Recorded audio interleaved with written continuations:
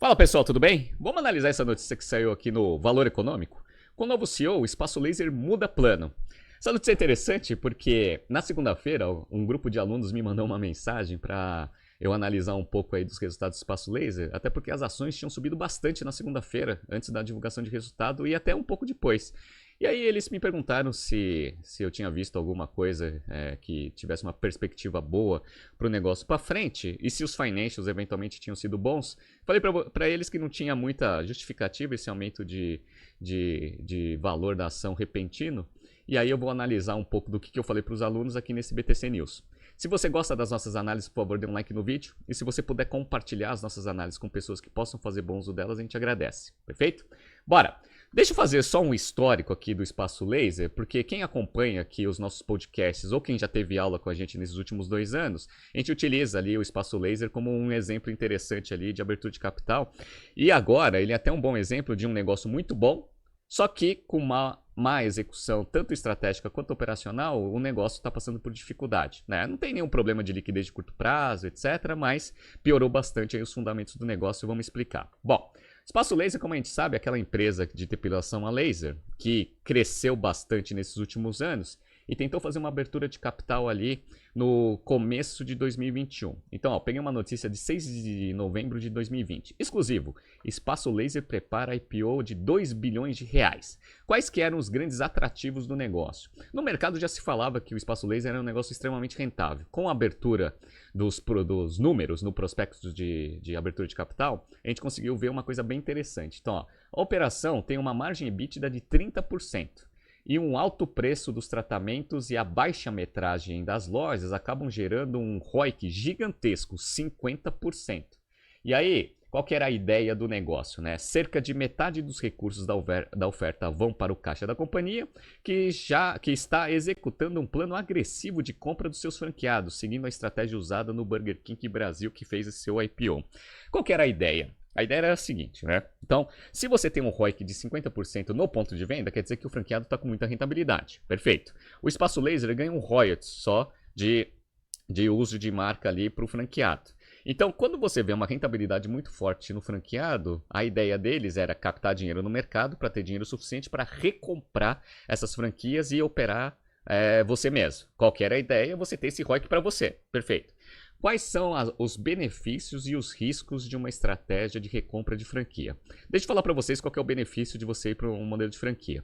O benefício de você ir para um modelo de franquia é que quem gere todas as despesas e custos da operação é o próprio franqueado, sem contar o CAPEX de expansão do negócio. Então, quem faz todos os investimentos para aumentar o ponto de venda do negócio é o próprio franqueado. Então, é um modelo asset light que a gente fala, que facilita bastante a aceleração do plano de crescimento do negócio. Interessante, só que você fica com uma margem um pouco menor, porque você tem que dar atratividade para o investimento que o franqueado vai fazer, caso contrário ele não faz. Perfeito. E aí qual que é a ideia agora do negócio? A ideia é que você não quer mais ganhar dinheiro só com royalties, porque você está vendo que o franqueado está ganhando muito dinheiro. Então você capta dinheiro no mercado, recompra essas franquias e traz para dentro. Qual que é o benefício deste movimento? Trazer a rentabilidade do franqueado para dentro de casa. Legal.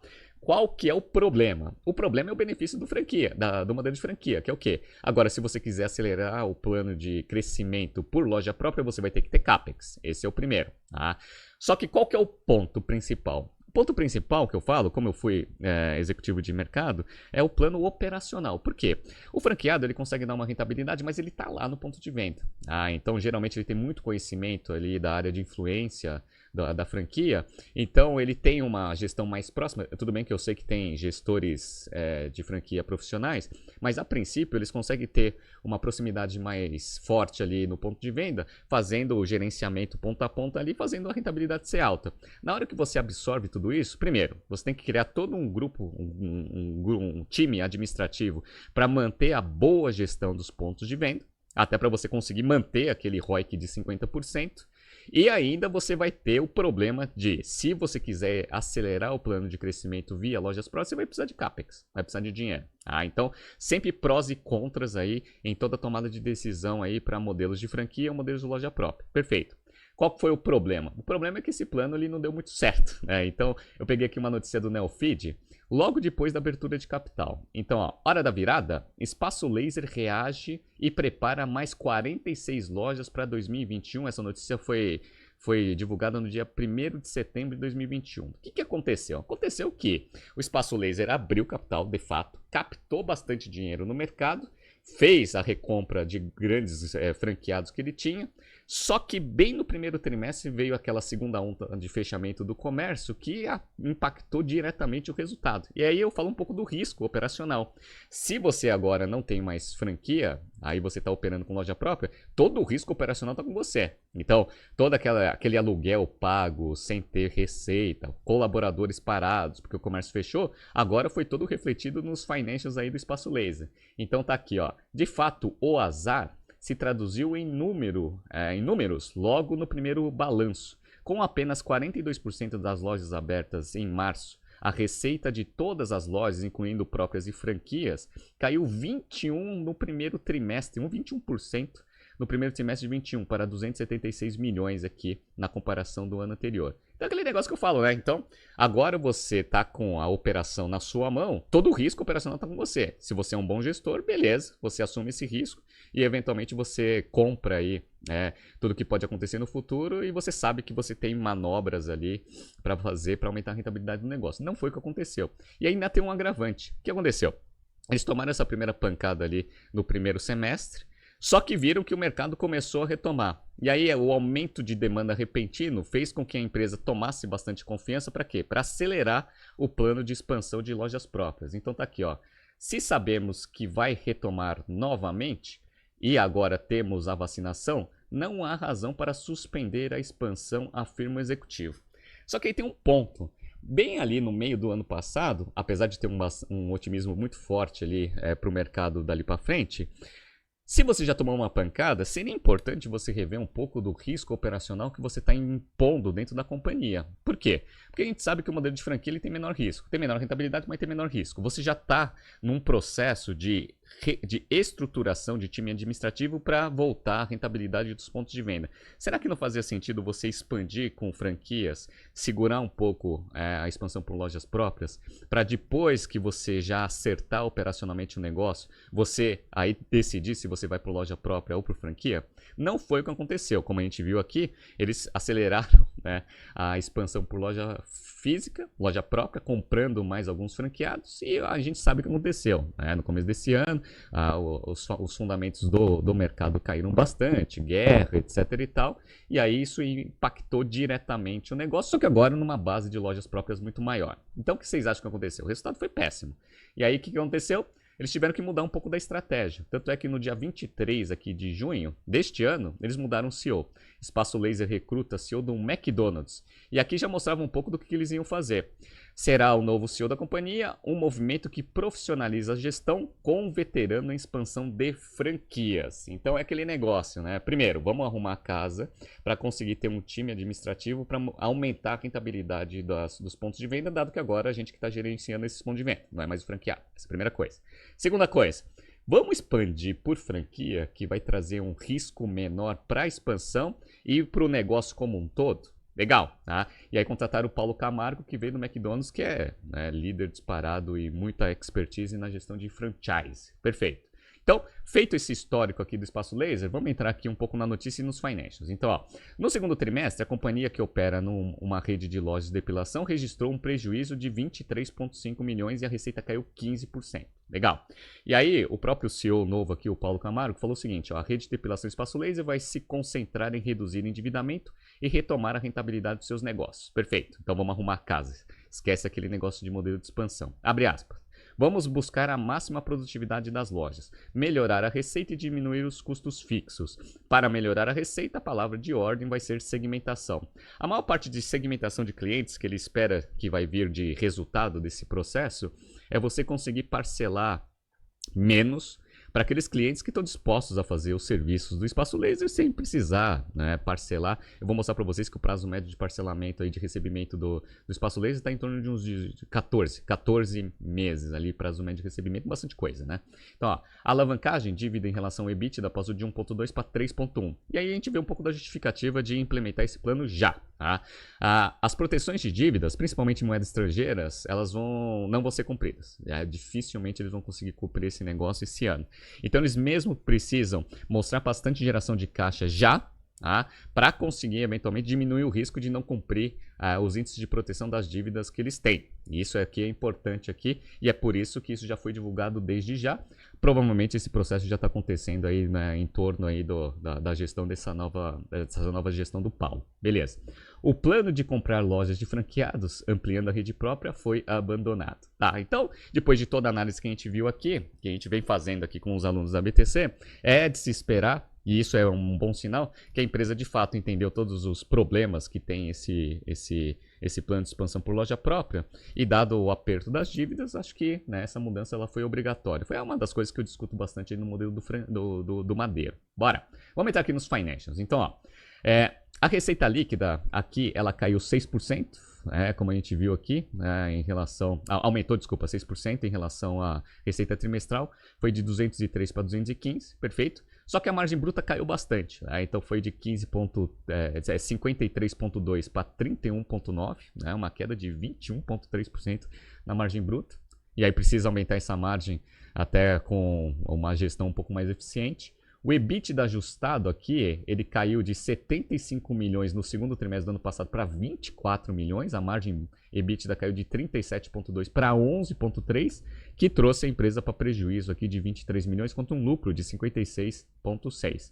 Então, esse é o grande problema aqui do negócio. Rentabilidade operacional muito baixa. Perfeito.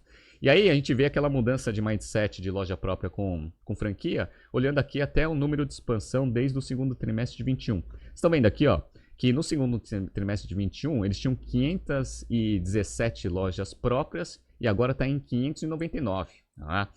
E o número de franquias, ele se manteve estável aqui em 2021, abriu bastante aqui no quarto trimestre, beleza? Só que agora a gente vê que nesses últimos trimestres desse ano de 2022, o número de lojas próprias caiu, 605 para 599, e o número de franquias aumentou, 145 para 157. Então já vem aí a mudança de estratégia nos próprios números que a empresa está divulgando para o mercado. Perfeito. Tá?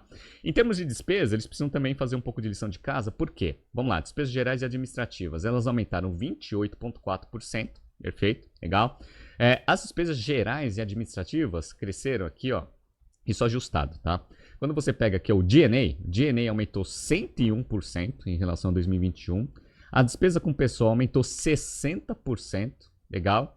E a despesa com marketing aumentou 50%. E aí vem sempre aquela minha crítica, né? Tudo bem, você precisa criar um corpo administrativo para começar a gerenciar uma rede de lojas próprias muito maior do que você tinha antes. Perfeito, concordo, legal. É de se esperar um aumento. Só que se você está tendo uma dificuldade de aumentar a produtividade das lojas, você ter uma contenção ali nos gastos de marketing, isso daí é um problema. Pode acontecer quando você não está tendo certeza que se aqueles investimentos estão dando retorno ou não. E aí faz todo sentido aí você dar uma pisada no freio nesse tipo de investimento. Mas uma empresa que está precisando gerar fluxo para os seus pontos de venda, para melhorar suas margens, para diluir custo fixo, você não aumentar a despesa de marketing em detrimento a outras linhas de despesa no G&A, eu acho que aí tem um ponto aí de questionamento aí sobre o que está sendo feito, mas a princípio, né, como o próprio CEO falou, essa racionalização ali das alocações de recursos está sendo feita. Perfeito, bora! E o que eu falei para vocês, o endividamento ele está apertando. Então a empresa passou de um índice de dívida líquida sobre EBITDA de 1,2 para 3,1. E olha como o endividamento aumentou pra caramba, né? A dívida bruta passou de 555 milhões para 886 agora no final do segundo trimestre. Qual que é o problema? Boa parte desse negócio aqui, ó, circulante. Só no circulante, ou seja, que eles têm que honrar em até 12 meses, 267 milhões. Tá? E aí o perfil de dívida aqui para frente está um pouco mais tranquilo, mas 267 agora nos próximos 12 meses. Então precisa melhorar a geração de caixa até para conseguir diminuir o risco aí de não pagamento desse negócio. Bom, vamos pegar aqui o fluxo, aqui o balanço, a posição de balanço deles aqui, só para mostrar aqui a posição de liquidez da empresa. Então, caixa, eles estão com 158 milhões aqui de caixa, se manteve constante aí em relação ao caixa do segundo trimestre de 21, só que lembrando que eles fizeram uma abertura de capital, então quer dizer que todo aquele dinheiro captado já se foi, tá? Já se foi porque eles já recompraram um monte de franqueado, então agora vai ter que trabalhar com esse caixa mesmo. E está com 550 milhões aqui de contas a receber com os clientes. Dado que a base, eventualmente, de receita aumentou e os recebíveis não aumentaram tanto, aumentaram só 9,6%, é de se esperar que a empresa esteja fazendo alguma antecipação de recebível para conseguir melhorar o capital de giro da empresa. Tá? Então, provavelmente eles estão fazendo alguma antecipação de recebível. Eu não consegui entrar, sendo bem sincero com vocês, eu entrei em todos os financeiros, mas não consegui encontrar qual que é o valor específico que a empresa está antecipando. Mas a minha expectativa é que sim. Por que você está com essa expectativa, Renato? Porque é o seguinte, ó, eles falaram que eles conseguiram aumentar bastante a geração de caixa aqui nesse segundo trimestre. Perfeito. E uma das iniciativas do aumento de geração de caixa foi aqui, ó, recuo dos prazos de financiamento aos clientes, que é aquela iniciativa de segmentação para você saber o quanto que você parcela para cada tipo de cliente. Passou de 14 meses para 14,4, que era o que tinha no ano passado. Então diminuiu 0,4 aqui entre 14 meses. Então, baixou bastante, vocês viram que não baixou muito, né? O prazo médio de recebimento passou de 14,4 para 14 meses, né? Então, será que foi só esse 0,4 que gerou tanto caixa assim? Não, não foi, né? Tanto é que a gente viu que no primeiro, aqui, nesse trimestre aqui, ó, nos primeiros 6 meses, a geração de caixa do negócio foi muito boa, foi 78 milhões de caixa operacional, contra 25 no mesmo período do ano anterior. Só que, quando você olha aqui esses 78 milhões de geração de caixa operacional, dado que a empresa está em prejuízo, o grosso veio aqui, ó, contas a receber, 75 milhões aqui de fluxo de caixa positivo dos contas a receber. Então, provavelmente foi a antecipação de recebível que eles fizeram aqui para conseguir fazer essa geração de caixa ser positiva. Legal? Tá? Então, qual que é a ideia? A ideia é você diminuir o nível de CAPEX aqui, recomprando franqueado e expansão por loja própria, para você conseguir ter dinheiro suficiente para conseguir pagar o nível de endividamento. Então, ó, ele até colocou aqui, ele não detalhou, mas por que eu falo que eu tenho quase certeza que foi antecipação de recebível? Porque ele coloca aqui na gestão de risco, ó, parte desses recebíveis são vendidos aos bancos e às administradoras de cartões de crédito, com o objetivo de prover o capital de giro, e isso proporciona o desreconhecimento das contas de receber em virtude da transferência do risco de crédito. Tá? Então eles mesmos colocam uma observação ali nos recebíveis deles, que eles fazem isso para melhorar o capital de giro. Então, provavelmente, aquela geração de caixa dos recebíveis foi antecipação, de fato, não foi só vindo da melhora ali do prazo médio de parcelamento que você faz para o seu cliente. E o que eles vão ter que fazer? Eles anunciaram que eles vão emitir mais dívida, mas a ideia não é alavancar ainda mais a empresa. Pelo que eu estou entendendo, eles vão emitir 615 milhões em debêntures para conseguir pegar o dinheiro e aumentar, né, o prazo médio de pagamento das dívidas que eles têm atualmente. Então é dívida contra dívida. Você pega uma dívida com perfil melhor para você tirar uma dívida que você tem hoje no seu balanço com perfil pior. Perfeito, tá? E aí, quando eu mostro para vocês aqui o nível de endividamento do negócio, a gente vê aqui que eles já tiveram uma emissão de debenture, que tem um prazo ali de amortização ali, de resgate total ali no ano de 2026. A CDI mais 2,5. Como o CDI está muito alto, esse negócio deve estar pesando bastante, mas quando você compara essa dívida, esse custo de dívida com as outras, aqui ela está menor. Então tem aí um espaço para você emitir uma debenture com lá CDI mais 3 e pouco, aí tem que fazer uma análise de risco do negócio, para você conseguir honrar, ou seja, amortizar todas essas outras dívidas que estão poluindo o balanço, para você conseguir ganhar mais prazo com custo, a princípio, o mesmo ou melhor. Vamos ver o que vai acontecer. Como a tendência daqui para frente é que a taxa de juros ou suba muito pouco ou comece a cair, né? Isso é uma perspectiva boa para o negócio. E por que eles estão tendo que fazer esse negócio aqui? Porque proteção de dívida é um negócio que vai começar a pegar bastante. Então, ó, eu peguei aqui, principalmente em dívida de moeda estrangeira, aqui, ó, eles têm um covenant aqui, ó, dívida líquida sobre EBITDA devendo ser menor aqui de 2,5, tá? 3,1. Essa é a dívida líquida sobre EBITDA. Então eles vão precisar dar um reforço de caixa aqui para conseguir honrar esse covenant aqui das dívidas de longo prazo. E também da debenture que já está no mercado, também o dívida líquida sobre EBITDA não pode passar de 2,5. Então ele já está com essas duas dívidas aí com proteção, por isso que ele vai emitir mais uma dívida, provavelmente com índice de proteção um pouco mais suave, para conseguir ter dinheiro suficiente para conseguir eventualmente melhorar esse índice para frente. Beleza, então feito toda essa análise, a gente viu aqui que o negócio ele era muito bom, e ele ficou muito ruim aí, até pelos erros e por condições de mercado mesmo. O ROIC da companhia como todo tá negativo, até porque ela tá com lucro, tá com prejuízo. Então, ó, o ROIC, que era sensacional, tá em menos 0,32, quando a taxa de juros está muito alta, a destruição de valor na veia. Isso se reflete aqui no valor das ações. Então, ó, tô pegando aqui no Yahoo Finance. Deixa eu pegar aqui, ó, dos últimos 5 dias, só para mostrar para vocês aquela chicotada da ação aqui na segunda-feira, sem muita justificativa. Aí eu falei, olha, eu não sei não se esse negócio vai se manter. E aí já na terça-feira esse negócio já caiu e vai ficar aí nesses patamares, até porque precisa mostrar um pouco de perspectiva positiva nos próprios financials, né? Legal. Então, vamos ver o que vai acontecer aí com o negócio. Precisa melhorar bastante a operação para retomar aquela perspectiva positiva do negócio que eles tinham lá no começo de 2021. As ações aqui estavam em 19,20. Como está em 2,76 atualmente, vocês viram aí que quem entrou na abertura de capital e carregou esse papel até agora está tendo bastante prejuízo, né? Vamos acompanhar aí o que vai acontecer com o Espaço Laser para frente. Tá surgindo aqui alguns BTCs News passados para vocês se atualizarem. Não se esqueça de se inscrever no nosso canal e na nossa newsletter. Grande abraço e até amanhã.